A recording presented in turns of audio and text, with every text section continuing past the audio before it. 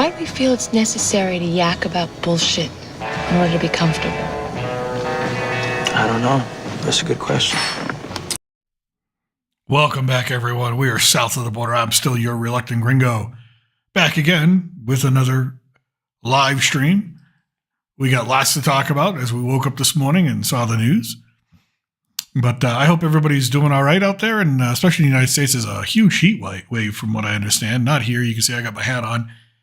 Where I live in the mountainous areas of Mexico, and it's quite cold, actually, to be honest with you. We had a hurricane come through a little bit a while ago, but everything's okay. But a lot of rain, a lot of moisture, and it's just been freezing. To be honest with you, you wouldn't think about it. You would think summertime, Mexico, hot as hell. Nope.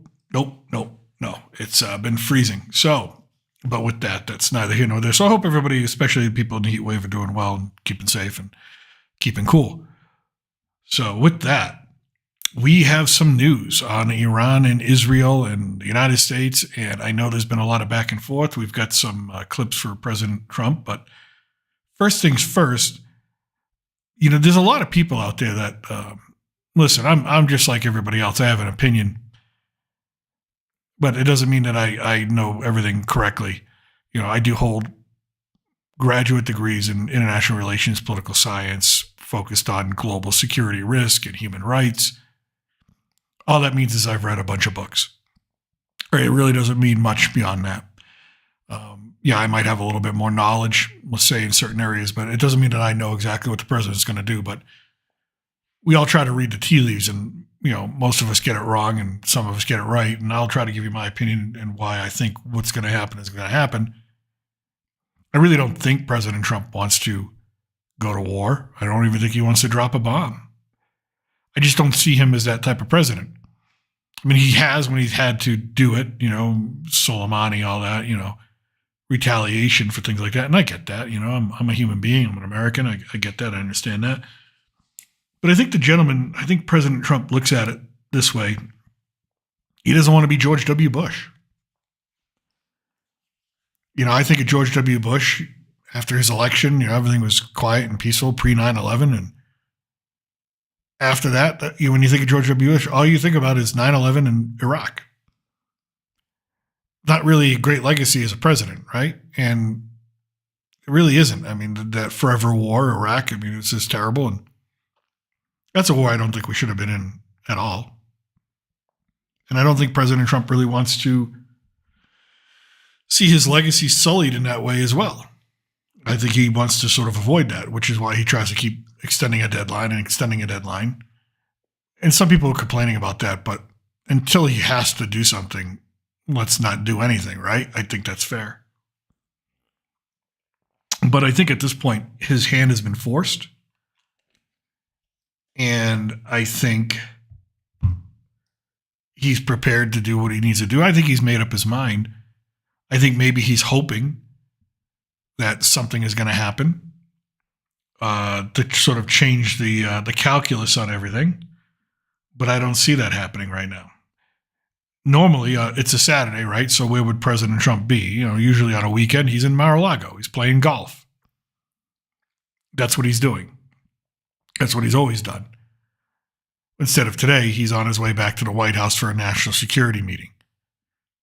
The National Security Committee has been convened, or council has been convened. They're waiting on him to land. And he's going to get some reports. He's going to get some intelligence. We don't know that. Again, everything. That's the thing. People who call themselves experts, they don't have access to the intelligence. They don't have access to the information that the president is getting.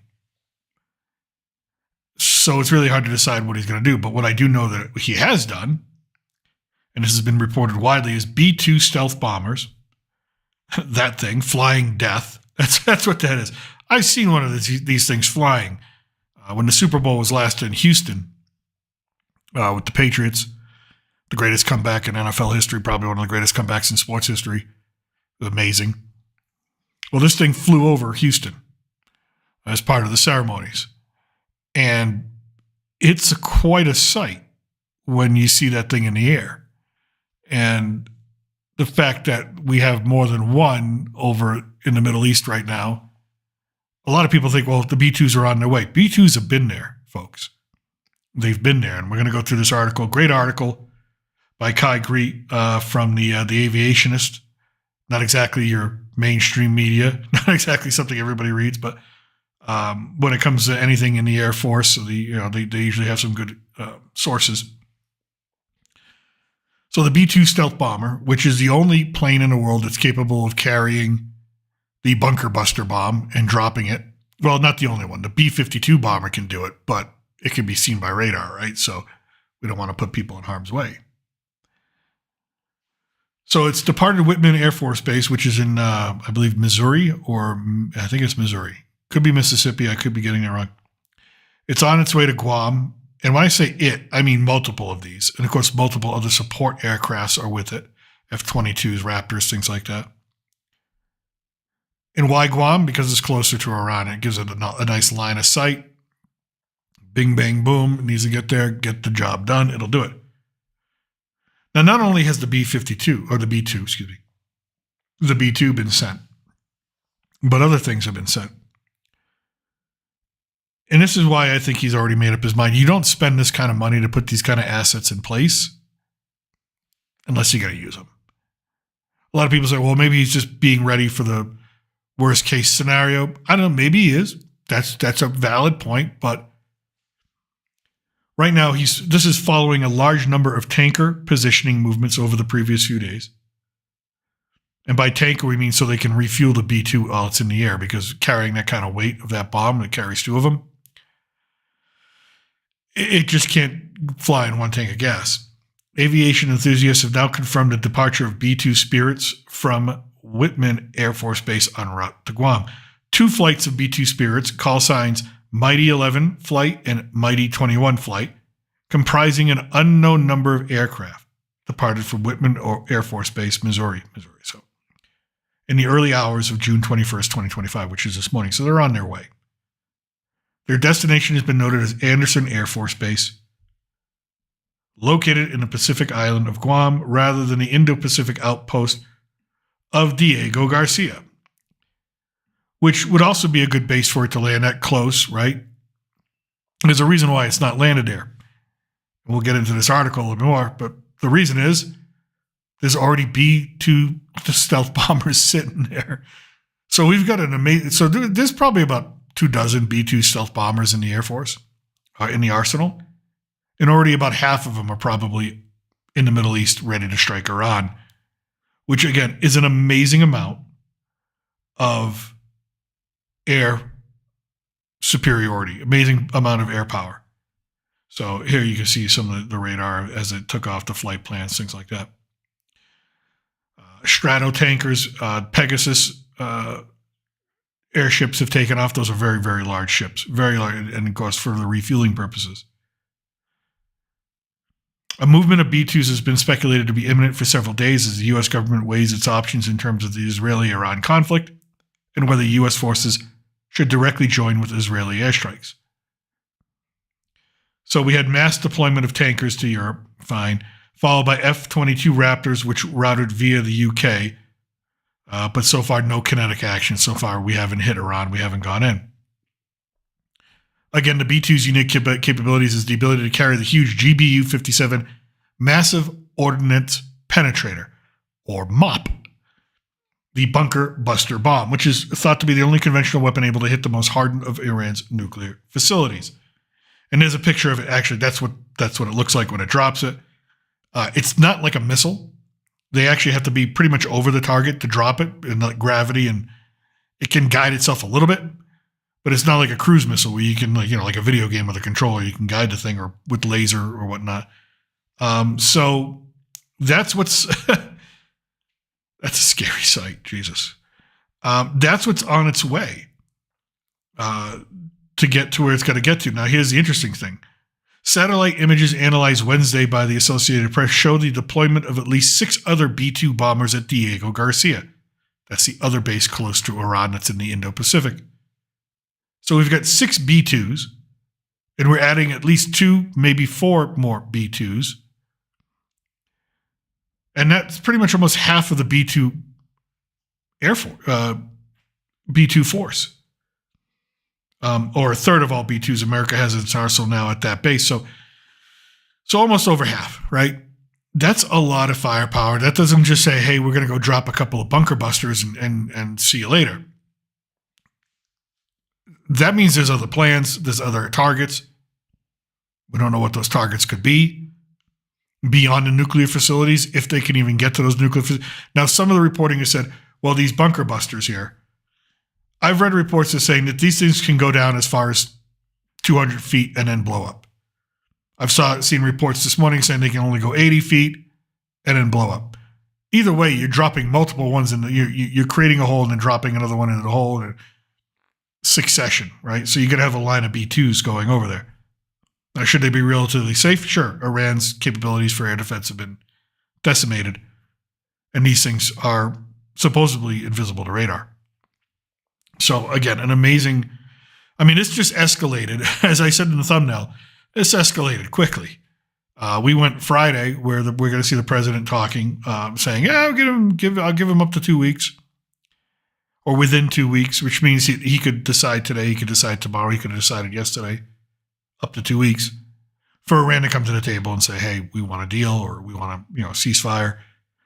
So far, Iran has not really shown any indication they're going to do that. They've actually been quite defiant, making their own demands, and they're in no position to make any demands. The United States only wants to hear one thing: we're not going to build a nuclear weapon. That's it. We're going to give up that whole program. And until they hear that, nothing else matters. And the last thing you want to do with President Trump is threaten him. He doesn't deal well with threats. You want to back him in a corner and say, hey, go ahead. He's going to, all right, I'll go ahead. And he's going to go and drop these things. I think we've seen that time and time again. But yeah, so we have 6 B-2s that were over there because they took part in the Houthi strikes. We struck the Houthi rebels in Yemen about a month and a half ago, something like that. I think it was like a month ago. And of course, the Houthi rebels are a terrorist organization that is propped up by the Iranian government. Well, not anymore, because they really can't help them with anything. So yeah, it's absolutely pure devastation. Nimitz bound. Not only do we have a ton of airplanes over there, and do we have a ton of B-2s going over there, but the Nimitz carrier group is actually in the area now, along with, I don't know, dozens of other warships. I think there's now 2 carrier groups. And if you didn't know, a carrier group like the Nimitz, with all its support ships, if you take all the war or all the firepower that it has as just a carrier group, it's more than probably 95% of every other country on the face of the earth. Total. It's just amazingly well armed. So joining the B-22s, there we go. Joining the B-22s, the F-22s, and tankers, the U.S. has also ordered the USS Nimitz CVN-68 carrier strike group to the Middle East, alongside the USS Carl Vinson. This will mean 2 active U.S. Navy CSGs in the U.S. Fifth Fleet. So basically, the bulk of the Fifth Fleet is in the area, which just screams that we're going to do something, right? Again, to move all of this out of sensitive areas, because these are usually patrolling in the Indo-Pacific, keeping an eye on China, keeping an eye on India and Pakistan, making sure that doesn't flare up again, and whatever else might be going on. North Korea, who was launching missiles into the ocean the other day. That was pretty interesting. Somebody asked them, what do you think of that? Well, we don't think it's a really good thing. Yeah, they're testing their own ballistic missiles. So this is supposed to be its final major deployment, the USS Nimitz. Last time it's going to be in before it gets retired and becomes a museum somewhere. So unlike the Vincent, the Nimitz is not carrying F-35C Lightning IIs and features only FA-18 Super Hornets for the fighter section of its air wing. Really, do you need more than that? Iran's Air Force is gone. So do you really need more than that? That's enough. I think that's enough. And I guess I can appreciate additionally, the USS Gerald R. Ford, which is another carrier, is due to depart the U.S. East Coast next week for a planned deployment. This will take the carrier first to Europe. Should the situation with Iran develop further, it's likely the carrier will head further east and either relieve or supplement the Vincent, so you'll have 3 carrier attack groups. I haven't seen this kind of military firepower in a long, long time be gathered in one place. Long time. That's just an amazing amount of military power. So,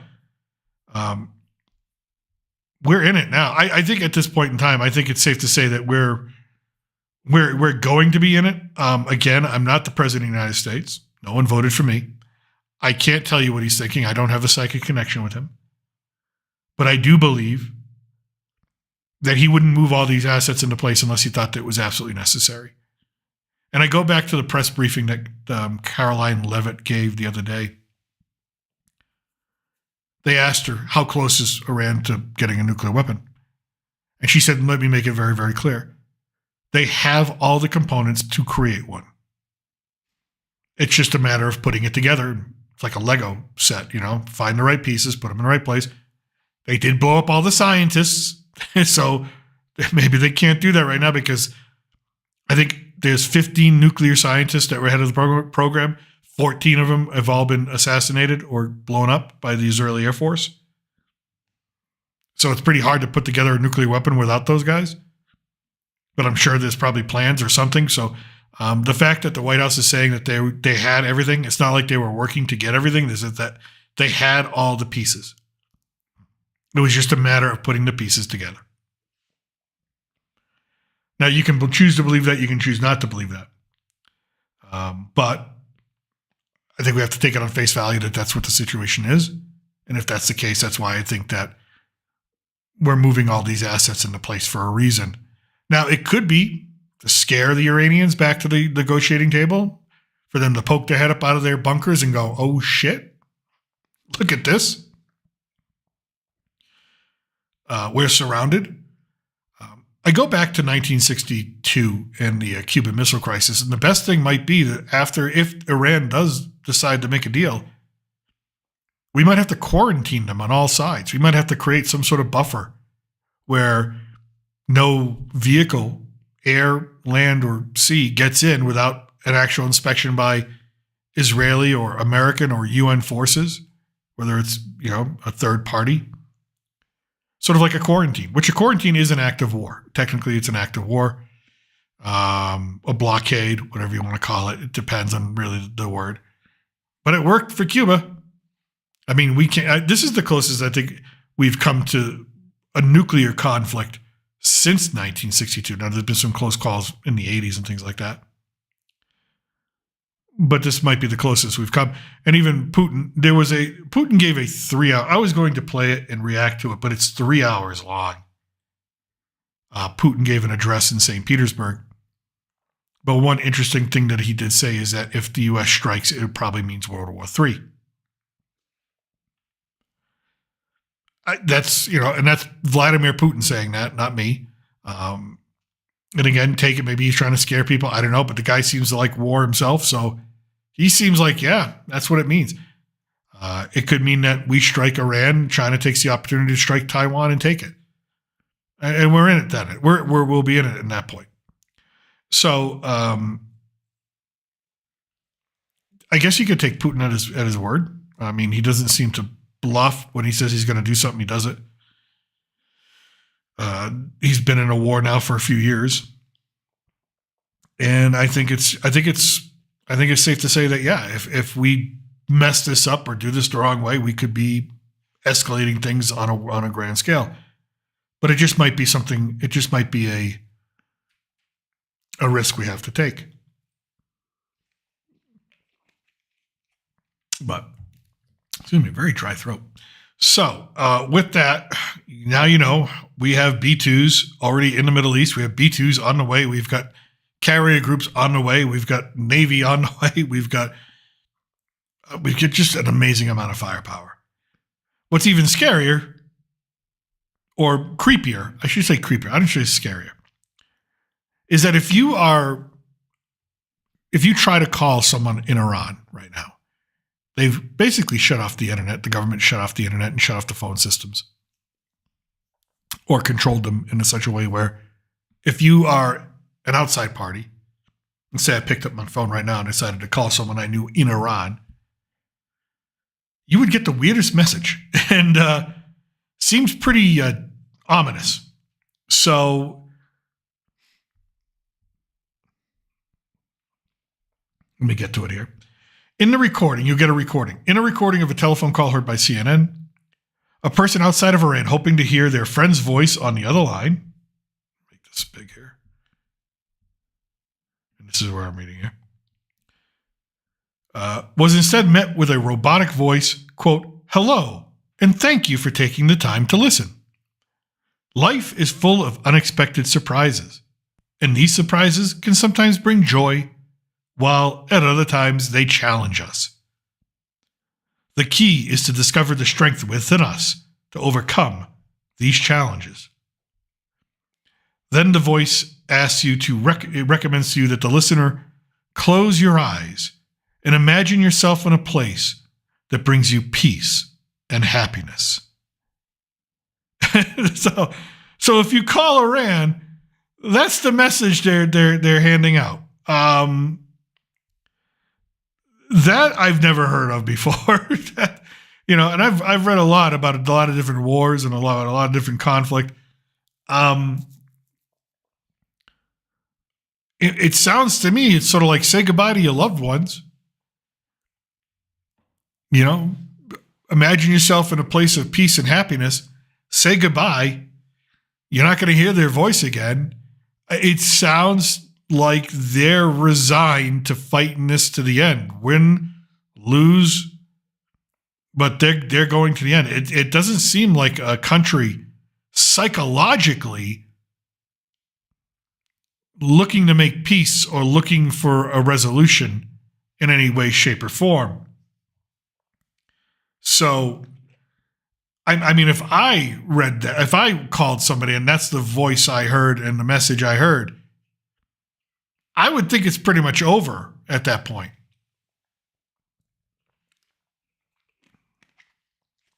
Excuse me while I drink some water. But let me know what you think of this message, because it is,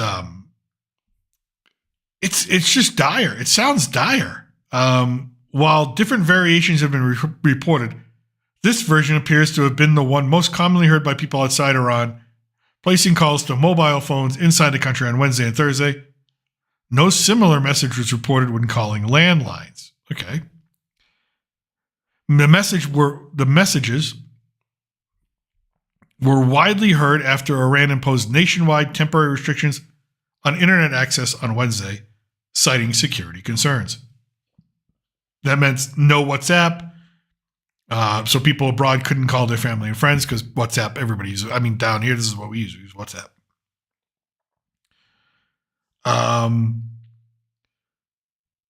The initial assumption for many Iranians was that the message were the result of an Israeli cyber attack. Others see the Iranian authorities as being behind them. It could be. It could be an Israeli cyber attack. I mean, they do weird stuff like this. They did that whole thing with the beepers where they blew people's beepers up. So I wouldn't put it past me. But if it is what it is, if it is from Iran, it seems like they're psychologically ready just to throw it all in and die for whatever they're going to do, for whatever they want to fight for. So that's also one of the reasons why I think to myself, all these planes being put in place is for a reason. Because I think the president understands that he doesn't want to go. Again, I don't think this president wants to go at all. He doesn't want it at all. He doesn't want this. But I think his hand is going to be forced. But let's hear from the man himself. This is from yesterday as he got off the plane. Let me get my headphones on here so I can listen along with you. Turn up the volume a little bit. Here we go. Hopefully that's not too loud. Now he's outside Air Force One, so there's going to be a lot of background noise. But let's take a listen here. Let's see.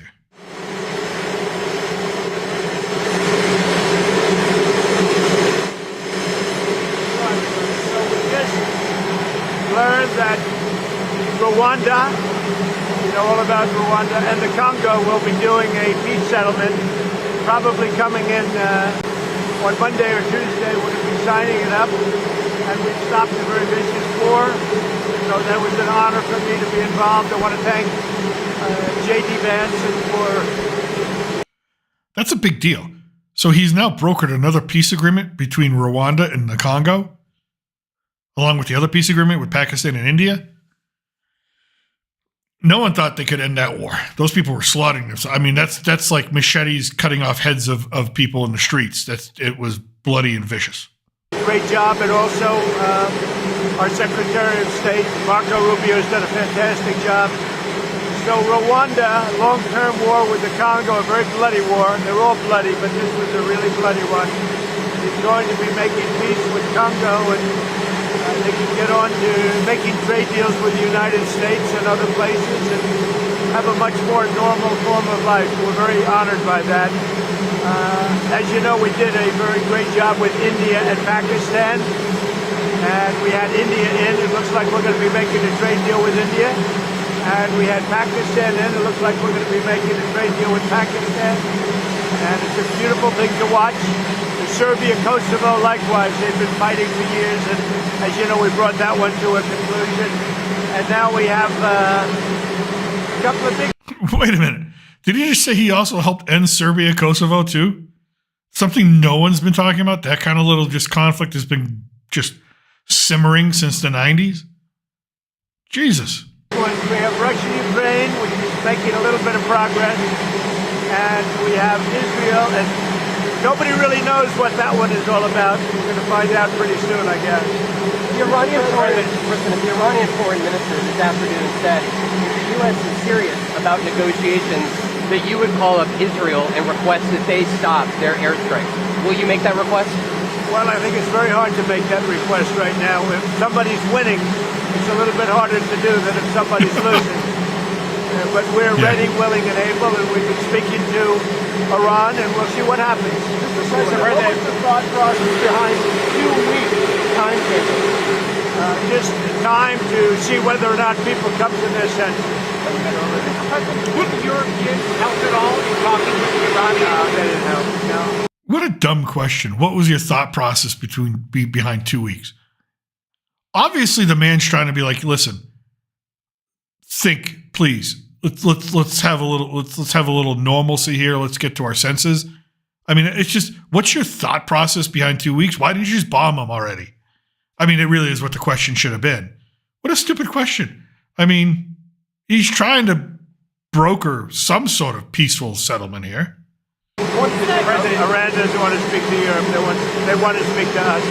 Europe is not going to be able to help in this. 20 years ago, you were skeptical of the Republican administration that attacked a Middle East country on the idea of questionable intelligence of weapons of mass destruction. How is this moment different with Iran? Well, there were no weapons of mass destruction. I never thought there were. And that was somewhat pre-nuclear. You know, there was a nuclear age, but nothing like it is today. And it looked like I'm right about the material that they've gathered already. It's a tremendous amount of material. And I think within a matter of weeks, or certainly within a matter of months, they're going to be able to have a nuclear weapon. We can't let that happen. I was very much opposed to Iraq. I said it loud and clear, but I was a civilian, but I guess I got a lot of publicity. But I was very much opposed to the Iraq war. He was. And I actually did say, don't go in, don't go in, don't go in. But I said, if you're going to go in, keep the oil. But they didn't do that. What intelligence do you have that Iran is building a nuclear weapon? Your intelligence community has said they have no evidence that they are at this point. Well, then my intelligence community is wrong. Who in the intelligence community said that? The Director of National Intelligence, Tulsi Gabbard. She's wrong. Mr. President, is in any way helping Iran at this moment? Okay, so this is where I start to question the whole narrative, right? Tulsi Gabbard is the Director of National Intelligence. I mean, she oversees Radcliffe at the CIA. She oversees the NSA.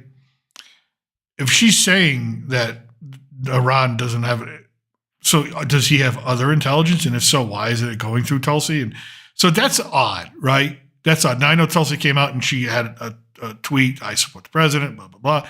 My comments were mistaken. Now, I watched her give that whole testimony to Congress, and she said that Iran wasn't a nuclear threat at that point. Now, granted, maybe she was, I don't know, maybe she meant it to say a different way. I don't know. So that's interesting. It does give me pause to go, okay, this is, I heard this before when the CIA director told George W. Bush there are no weapons of mass destruction in Iraq, and Dick Cheney was like, make it look like it, and here's one little intelligence report that is unverifiable that says there are, and that's what they use. That's what they went off of. So I don't know. I guess I got pause. That's the only thing that gives me pause about this whole thing. We're hearing reports of mysterious planes landing in Iran from China. They say that they're there to take people out, but I can't tell you about that. I get along very well with China. Get along very well with President Xi. I like him. He likes me. We have a very good relationship. We'll see what happens. I can't imagine them getting involved. That you need to make on Iran, whether to strike militarily, is this the biggest decision you'll have to make as president? Well, I can't tell you that. I have to see what happens. I can't, really say that. It depends what the decision is. But I wouldn't really be able to tell you that now. I'll tell you in about a year from now. Maybe 5 years or 10 years from now. You never know about decisions. You never really know. Sir, would you support a ceasefire while the negotiations happen? I might, depending on the circumstance. Would you, former Congressman Matt It's very Gaetz, hard to stop. I will say this. It's very hard to stop when you look at it. Israel's doing well in terms of war, and I think you would say that Iran is doing less well. It's a little bit hard to get somebody to stop. They're getting the shit kicked out of them. We're not doing less well. Former Congressman Matt Gaetz threw out an interesting idea suggesting that if you were to broker a deal where nuclear inspectors go into both Israel and Iran, that you could win a Nobel Peace Prize, and they might even rename it the Trump Peace Prize. Did you hear those? What do you think of that? Well, they should give me the Nobel Prize for Rwanda, and if you look the Congo, or you could say Serbia, Kosovo, you could say a lot of them. You could Remember say, what he just said. We're going to get to an article on on that. that. India and Pakistan. I should have gotten it 4 or 5 times. I should get it for the. I would think the Abraham Accords would be a good one too. But what do you They think won't of that give me a idea? Nobel Peace Prize because they only give it to liberals. But sending inspectors To have nuclear, or would you support Iran being able to have civilian nuclear energy capabilities up to 3.76%? They're sitting on the top of one of the largest piles of oil in the world. I just don't know why they need that for civilian work. It's one thing for certain countries to say, hey, I want to have a certain amount where I can go nuclear a little bit because we need it for electricity, we need it for air conditioners, etc. But when you're sitting on one of the largest oil piles anywhere in the world, it's a little bit hard to see why you need that. Yeah.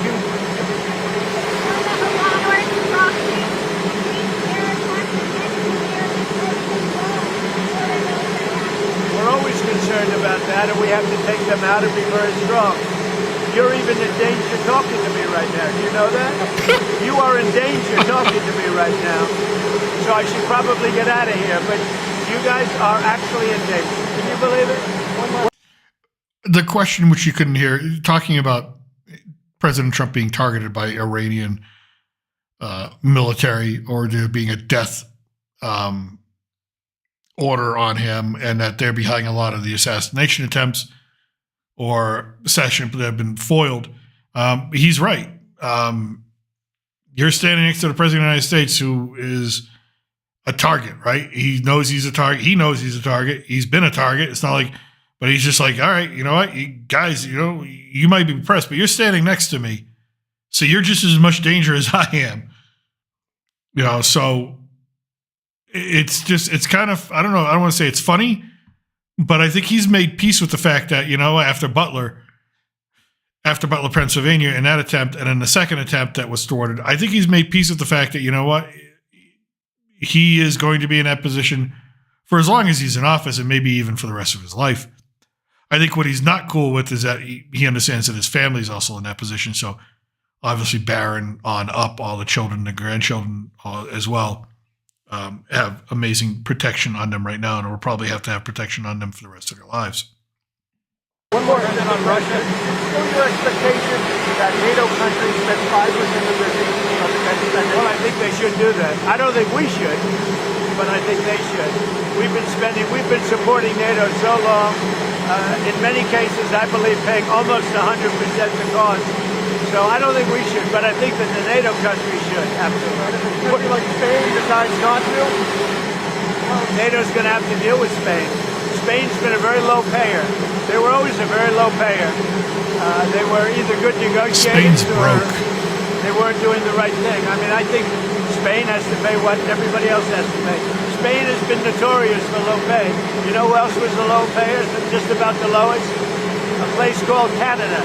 Because Canada said, why should we pay when the United States will protect us free? And they've been right about that. On Russia, Ukraine, you've been making progress towards a peace deal, but I don't know if you know this, but Lindsey Graham and Mike Pompeo were there on the ground in Ukraine, seemingly doing the opposite, trying to provoke the Ukrainians to keep fighting. What do you think of that? Well, we're going to see, and people have to be very careful with what they say. They've got to be very careful with their mouth. Because Mike Pompeo, I'm a fan, mostly. Former Secretary of State, former Director of the CIA, I believe. First term for President Trump. But he's nothing right now. He's just a civilian. He should not be in the Ukraine with another senator, Lindsey Graham, speaking on behalf of the United States. But that's just my opinion. their mouth can get them into a lot of trouble. One more. ICE has said that they're trying to arrest up to 3,000 individuals a day. There are some communities that are saying they are fearful of being wrongfully detained or separating some families, even if they are undocumented. Is the fear in some of these communities worth the deportations of these undocumented individuals, a mass deportation Always program? a tough subject because, look, we have farmers. I love farmers. I won 80%, 85% of the farmers, and I love them, and I'm never going to do anything to hurt our farmers. And you could also say the leisure business, etc. There are some businesses where you have a disproportionate amount of people that are the people that you're talking about. At the same time, we have to get the criminals out of our country. And we're looking at doing something where, in the case of good, reputable farmers, they can take responsibility for the people that they hire and let them have responsibility because we can't put the farms out of business. And at the same time, we don't want to hurt people that aren't criminals. Most of the people that came in over Seems the last fair. 3 years Yeah. under Biden, I would say probably 3.5 to 4 years. Those people, you have a lot of criminals, you have a lot of You need migrants for the farms. I mean, I'm sorry, just you need migrants. You're not going to get ordinary Americans don't want those. They really don't. They really, really don't. And I can tell you there's a lot of jobs in corporate America that ordinary Americans don't really want. I used to work overnights. I could never get a normal, everyday American citizen to come and apply to come work overnight for, whatever the paying rate was, moving boxes, things like that. It was always migrants. Always hired migrants. That's it, because they're the only ones that ever applied. They're the only ones that ever applied. We're looking at that very closely. You've had people that have worked on farms for 20 years. It's very hard to go in there and say, you're coming out. But we're going to let the farmers take responsibility. They're great people. They'll do it. They know the good and the bad. So the hard part about this is not like a normal war where people wear uniforms. They don't wear uniforms. But we have murderers that came out of the last 4 years. We have murderers. We have drug lords. We have people that we don't want to. We have prisoners. They emptied out Venezuela and many countries. They emptied out their prisons into the United States. We have to get those people out. But we have stone cold murders. 11,888 murders. We've already gotten a lot of them out of here. And just one more thing. There was an article that we read a few days ago, and I just want to reiterate this. In the same amount of time that President Trump's been president this second term, if you take that amount of time into which when President Obama was in his first term, President Obama was deporting twice as many as Trump. That's why they called him the deporter in chief. And he was able to do that because there was no such thing as sanctuary cities, sanctuary states. The liberal cities, the blue states, the blue cities, all helped and hand in hand worked with Barack Obama's ICE, Barack Obama's ATF, Barack Obama's DEA, Barack Obama's Border Patrol and Border Security. There was none of this. There's none of this sanctuary city BS. And therefore, Barack Obama was able to deport twice as much as what Trump's been able to deport. And that's really the main obstacle. And that's really the main difference between what President Trump is doing and trying to do and the goals he's reaching versus what Barack Obama did and the goals he was able to achieve when he was president. So but we don't want them, so we have to be careful. But I never want to hurt our farmers. Our farmers are great people. They keep us happy and healthy and fat. Are there other cities that you're going to try to replicate what you've done in Los Angeles? Well, I mean, we had a big victory last night in the Court of Appeals with respect to Los Angeles, but really the country, where Gavin Newsom, who's really an incompetent governor, he's just doing a terrible job between his fires, between all the houses. By the way, if you didn't know this, they reported while the riots were going on and Gavin Newsom was doing his little TikToks and all that, he was actually in Napa Valley eating pizza, smash burgers, having wine tastings with live jazz music, just chilling in the vineyard. So while LA was burning, while the riots were going on, that's where the governor of California was. So amazing. It's pretty much par for the course for him. Burning down in forest fires and now Los Angeles. If we didn't go to Los Angeles, and the sheriff admitted it, he had no control. He would have lost control. We saved Los Angeles by having the military go in. And the second night was much better. The third night was nothing much. And the fourth night, nobody bothered even coming. We put out that fire. We did a great job of it. He sued us for going in and for helping him. We went and helped them. Right now, you'd have Los Angeles burning to the ground. Largely, it would have already been destroyed. So do you think deportations Mr. should... President, to be that of a peacemaker? Do you worry that striking Iran would change that? Always a peacemaker. That doesn't mean sometimes you need some toughness to make peace, but always a peacemaker. Can you win in Iran without ground forces? Is an aerial campaign in Iran enough, or do you need ground forces? Well, I'm not going to talk about ground forces. The last thing you want to do is ground forces. Does Iran have 2 weeks, or could you strike before that? Are you essentially giving them a 2-week Well, timeline? I'm giving them a period of time. We're going to see what that period of time is, but I'm giving them a period of time, and I would say 2 weeks would be the maximum. Mr. President, do you think deportations should focus on criminals or all people who are here illegally? Start focusing on criminals, and that's what we've been focused on. Very bad criminals, dangerous criminals. But Stephen Miller said to go out and arrest every person who's here illegally. He told ICE to arrest everyone who's here illegally. Do you agree with that? Stephen and I have a very good understanding. He's a terrific person. We have a great understanding. Stephen Miller, Deputy White House Chief of Staff. Promise to conduct a full investigation and make it transparent with the American people before blaming Iran for such an attack? Well, if there's an attack, we'll know almost immediately with modern equipment who made the attack. And those people will be very, very unhappy. Prime Minister, and I want to get you people out of danger. You're in danger standing with me. one more. Prime Minister Netanyahu said that they had the capacity to take out all of Iran's nuclear facilities. So what role would the U.S. be able to play, and why would they, if Israel says that they have all of the ability? Well, I'm not sure he said that, but they really have a very limited capacity. They can break through a little section, but they can't go down very deep. They don't have that capacity. And they don't. They really don't. I mean, and Netanyahu could be talking about putting ground forces in there, which would be, that would be rough. Well, I know they're talking about it, aren't they? We're going to have to see how it comes to me in what form.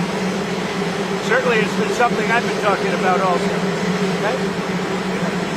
That last comment there, by the way, and we talked about this the other day, and we posted another video on it. The Supreme Court has ruled in favor of the Tennessee law banning transgender affirming care surgeries, puberty blockers on people who are considered minors, which opens the door to a federal legislation. So there could be federal legislation passed, which makes it illegal to put out puberty blockers or minor or gender affirming care or whatever you want to call it, transgender surgeries onto minors in any way, shape, or form. But there you go. This president. And we talked a lot about peace deals for a second. And yes, he has. He's been nominated, people. He has been nominated for the Nobel Peace Prize. Pakistan, of all countries, has nominated Trump for the Nobel Peace Prize, praising stellar statesmanship. And as you can hear, he helped basically end a war before it started between 2 nuclear powers in India and Pakistan. It looks like he's helped end the war between Rwanda and the Congo. Again, a war no one has ever heard of because no one really gets that information because it's Africa. And the United States news doesn't give a shit about Africa. But it's when you start reading it, you'll stop because it's just so the barbarianism that occurs in that war. It looks like he's helping solve or at least stabilize the situation with Kosovo and Serbia, Sarajevo, sorry. He had the Abraham Accords in his first term, and those were really great peace deals between Israel and other Arab nations. He's trying to figure out how to do this whole Iran-Israel thing. He's trying with Ukraine and Russia.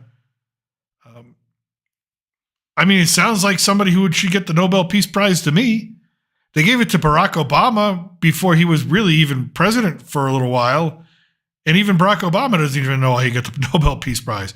He jokingly, you ask him, he's like, President Obama, why did they give you the Nobel Peace Prize? He's like, honestly, I don't even know. But he's got one. But here you go, this guy right here. Make up one. So Pakistan has formally recommended U.S. President Donald Trump for the Nobel Peace Prize, citing his decisive diplomatic intervention following a spike in violence between India and Pakistan earlier this year. And again, those are two nuclear powers who hate each other, who probably wouldn't mind popping off a few of those nukes onto each other. The government praised, now this is the government of Pakistan, not a normal everyday U.S. ally. Remember, we invaded them technically when we went and got Osama bin Laden. The government praised Trump for leveraging his pivotal leadership in May, when several days of cross-border strikes marked the worst regional fighting between the two nuclear-armed nations since 1971, killing dozens and stoking fears of a wider war. Islamabad and New Delhi, the capitals of Pakistan and India, agreed to a U.S.-brokered truce on May 8th as one final burst of strikes ripped through parts of the long-disputed Kashmir region, or Kashmir, however you want to pronounce it, to which both countries claim full sovereignty.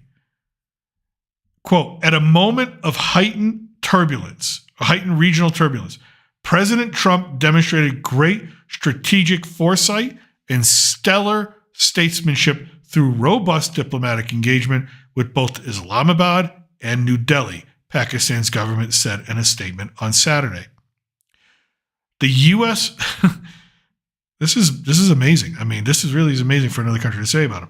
The U.S. president helped in averting a broader conflict between the two nuclear states that would have had catastrophic consequences for millions of people in the region and beyond.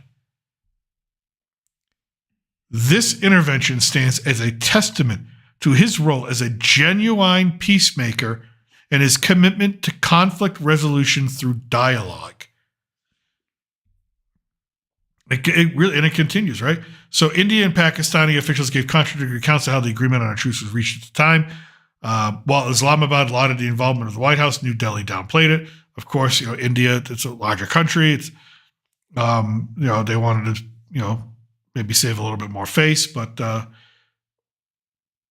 got to take that at face value. Governments, other institutions, and certain individuals can nominate any living person or active organization for the Nobel Peace Prize. The winner is decided each year by the Norwegian Nobel Committee. Trump has long sought to present himself as a global peacemaker. This is CNN, so it goes into sort of like, I don't know, kind of bashing him a little bit.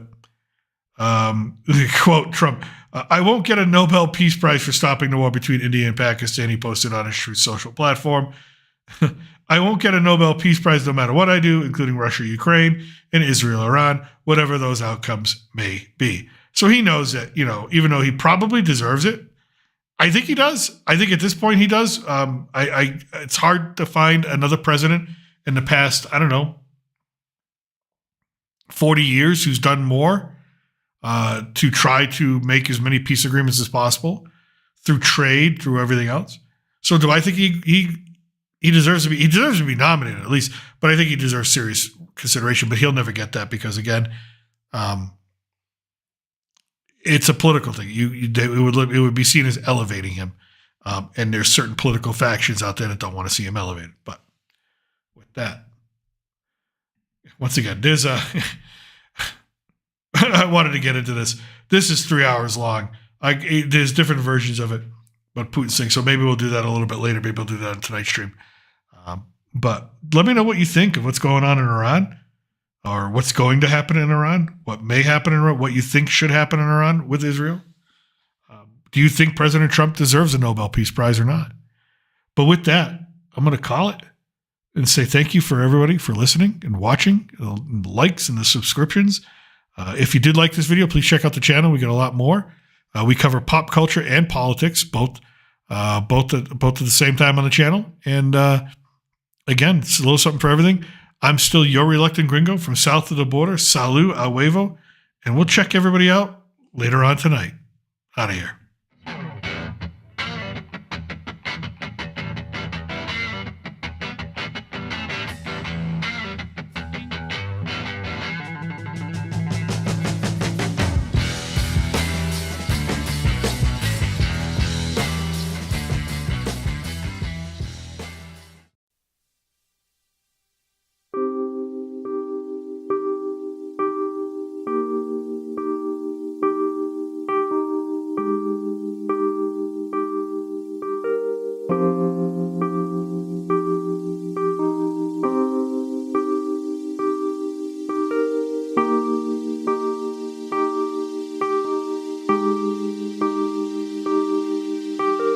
you.